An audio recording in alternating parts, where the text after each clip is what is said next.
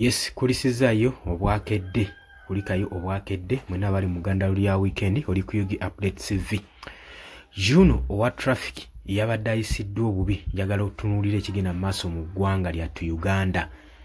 Bino ebikolwa abakulembeze b'ebitundu, abakulembeze b'ebintu ebisinga baziboogera ku nsonga eno. Naddala aba bali mu gavumenti nabo bennyini batuuka ekiseera nga bali concerned ku nsonga eno. Njagala okikkirize oba ogaane nti obuli bw'enguzi busukkulumye mu ggwanga. Ate era nga ne kaakati babulya kyere. Omuntu ekyamukwasa nsonyi kukwata muntu mataayi, kusiba muntu lwakuba nti talina nguzi yakumuwa. Kubanga njagala otunuulire akatambi ke nnatera okukwatako ng'aba traffic bagenda mu maaso n'okucunya driver wa taxi omu, nga ne driver wa taxi omu yeeremye agamba nedda baaba. Nga entabo eva ku ki? Entabo nno w'onoobitunuulira bijja kusesa kubanga kigambibwa nti nno ono bamubanja, kubanga nga bwe ziri enkola z'aba police officers ku makubo ogenda mu maaso n'okulya enguzi. By the way, ekintu kino kisusse era nga kyetaagisira ddala okulwanyisibwa nnyo mu ggwanga lyattu Uganda, naddala obuli bw'enguzi ku makubo, ku nguudo. Kino gavumenti kye kintu kye yali esaanidde okutunulako ennyo webanga enaalwanyisa enguzi, naye ate kyesembyezaayo obutafaako. Ate n'ekirayimi nti neri mu kulwanyisa nguzi.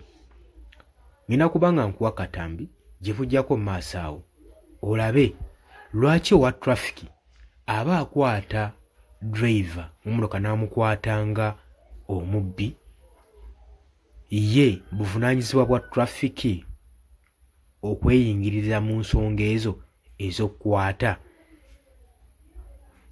Kubanga njagala okikkirize oba tugaane, tulabye enfunda nnyingi nnyo eziwera.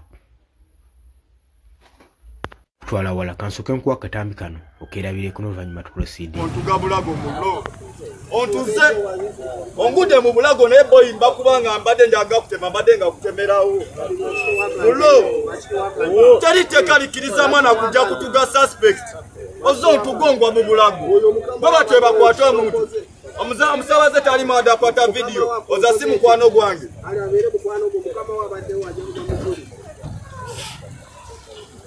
tano nze kagambe nze ne kadi enzirizo okuba era ne wenga kutemera mbaayo mulo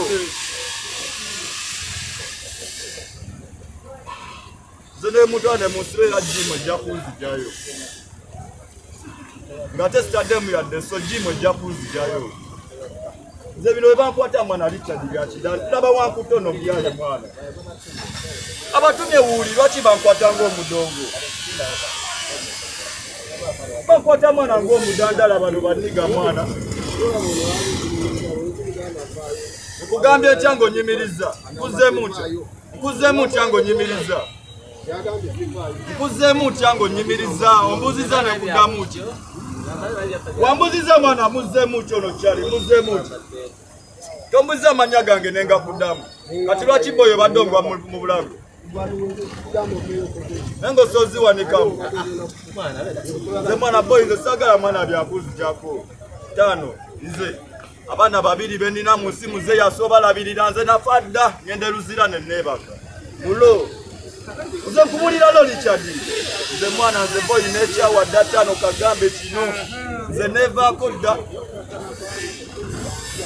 amanja wuli wali lwaki togera naye kitume kikwa ne baba mubanja yogere naye manja wuli wali tomanya nze bakasenda zino banga nawe zivaye manja asasulage wuli wali amanja lwaki togera naye ebintu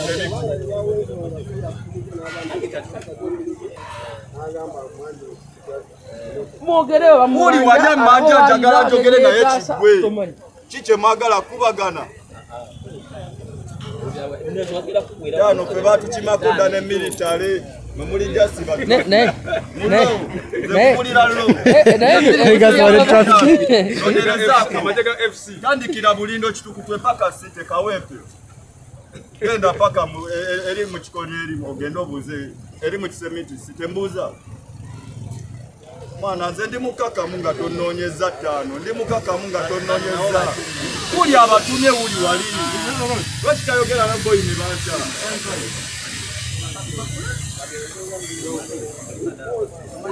Osa manja chiyampola chi osi yampati.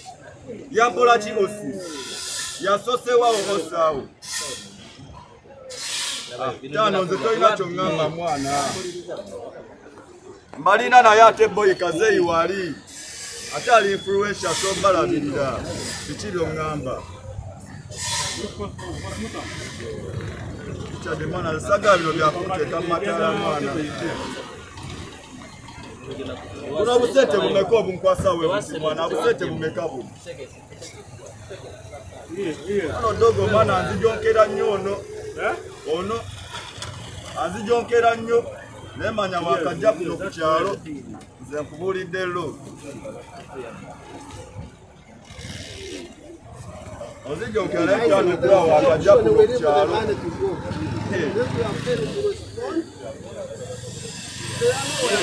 Mwana bamanja busende bankusengo mudandala munyi. Busende bwati muganda wa busende bwati we wola yakati Mumanyere sente meka kuli wali eri kwamagamba njije njogenda bali wano bakutengo mudandala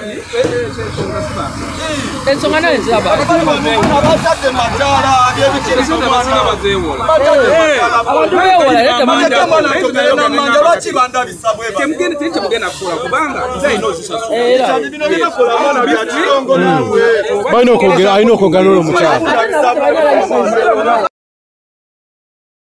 Akatambi ako kalabi bulungi nnyo. Nkulisizaayo nnyo. Oli ku Yogi Update TV kosinzira oba ng'otuwuliriza. Ebikolwa ebyo tuze tulaba nga gufuuse muze. Ministries mu Uganda ziteekeddwa okumanya wawe zirina okukoma. Ziteekeddwa okumindinga their business. Okumanya ki kibasaanidde okukola ne kibatalina kukola. Si buli nti eyefaananyirizaako owa poliisi alina okuyingirira ensonga ezitamukwatako. Y'ensonga lwaki olaba wano mu Uganda buli bintu biri matankani. Tujjukira bulungi nnyo Gino Kayindo Tafiire ng'ayogera mu maaso ku nsonga eno ng'agenda mu maaso n'okubuulira ebitongole ebikuumaddembe aba UPDF inakuba nga nkuteerako obutambi bwe. Ng'abagamba abawuuninga balekeraawo ogenda mu maaso n'okweyingiza mu bintu ebitabakwatako. Lwaki yavaayo n'ayogera ensonga eno? Gwali gufuuse muze na mugano ebitongole bino ebikuumaddembe ogenda mu maaso n'okukwata ab'ekibiina kya National Unity Platform era nga babuzibwawo ne gwe guli kati bakyabuzibwawo bakyawambibwa. Tujjukira bulungi nnyo mu Kawempe North by-elections ez'okujjuliriza omubaka w'e Kawempe Bukyanga Muhammad Segirinya afa. Race eyo mwagiraba mwe mwali akabonero kyenjagala okugira ekifaananyi ekituufu. Nkulage nti wano ministries ezali mu Uganda zonna zeesirika buli muntu byasaanidde byakola. Tekigaana kusanga ministry y'amazzi ng'eri mu by'amasannyalaze n'osanga ey'amasannyalaze ng'eri mu by'amazzi. Kati wano tujjukira bulungi nnyo wano Electoral Commission we yawambibwa omulimu gwayo. Exercise ezazirina okwe-exercisingibwa activities zonna ezazirina okwe-exercisingibwa kitongole kya Electoral Commission. Twalaba nga ekitongole kya Electoral Commission awo tekiinaawo mulimu ng'emirimu gyonna baagirekedde ebitongole ebikuumaddembe omwali aba SFC omwali aba UPDF omwali aba JAT be baali baddukanya baddukanya by-elections ezaagenda maaso mu Kawempe. Twalaba ku ballot papers mu boxi polling stations zonna ng'amagye ge gabyenyigiramu ne twebuuza nti amagye gatandika ddi oba kale ab'Electoral Commission batandika ddi okwambala ebyambalo by'amagye nga bagenda okaringa such an activity mu ggwanga lyattu Uganda. Ekikolwa ekyo tukivumirira naye ekitongole kya Electoral Commission tekyanaaba nsonyi wadde n'okwesiba akatambala mu maaso. Kyasigala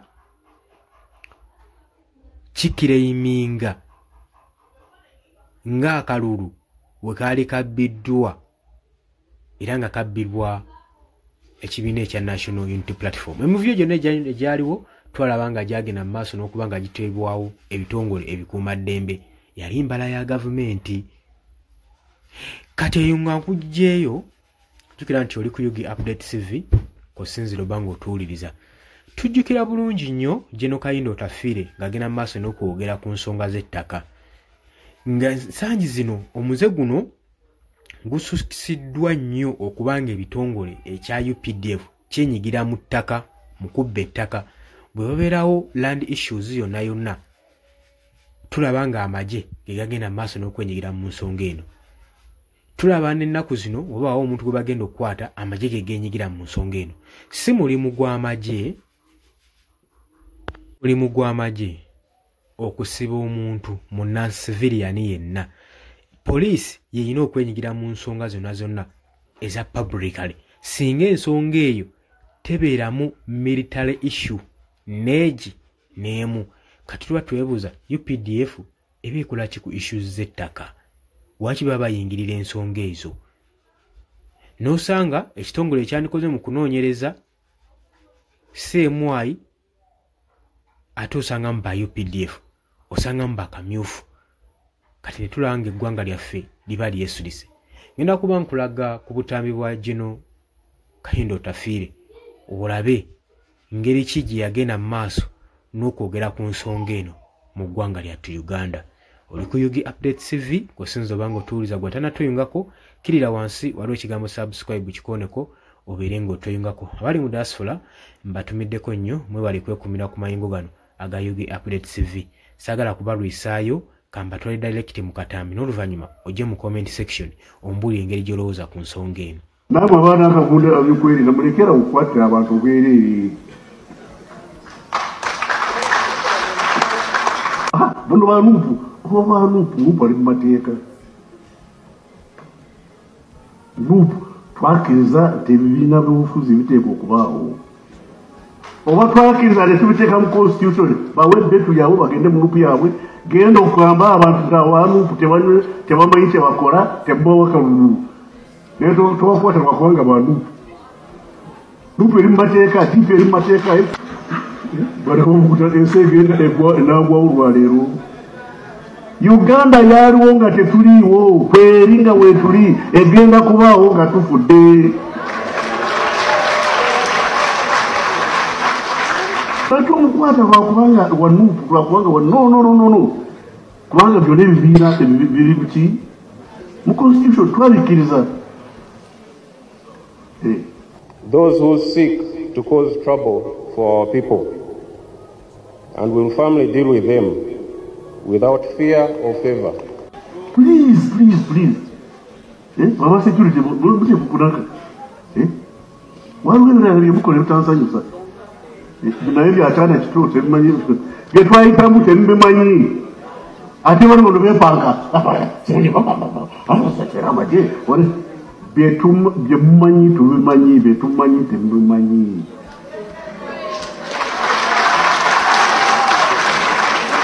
Listen to us, utuwulirize. Mulekera kwepanga. Waliwo bamukutana webuuza abantu balagawa. N'abagamba mwe poliisi mwabamagye bw'ogenda kukwata omuntu sooka omanye nti alina ki gye tuyita prima facie case alina omusango. Twakute Muhammad ate tumaze nawe wiiki bbiri naye omusango teguliiwo wakwata waaki.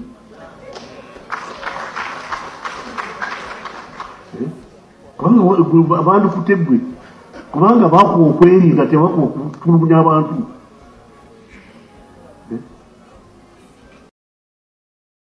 You and us ought to fight very hard to ensure that we don't slip back to what it was.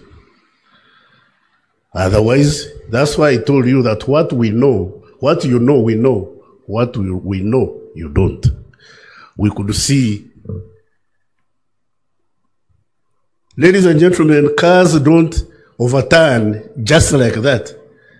They veer off track. They are running straight, veer off track, and then overturn. Immediately you see your truck veering off track, bring back the steering. Don't fight us. help us to get back on track. Because, yes, because when we fight in a civil war, there are no winners, there are no losers. We all get bruised. The winners have bruises, the losers have bruises. But when you bruise your brethren, it's your duty to take them to hospital.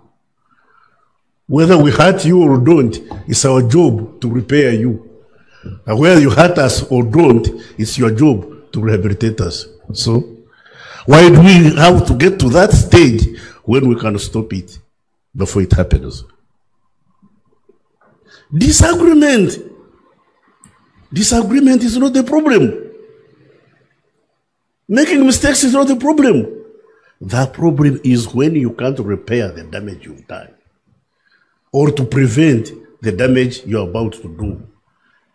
In my military training, they told me, my instructors told me, the greatest generals are those who win wars without shooting a bullet.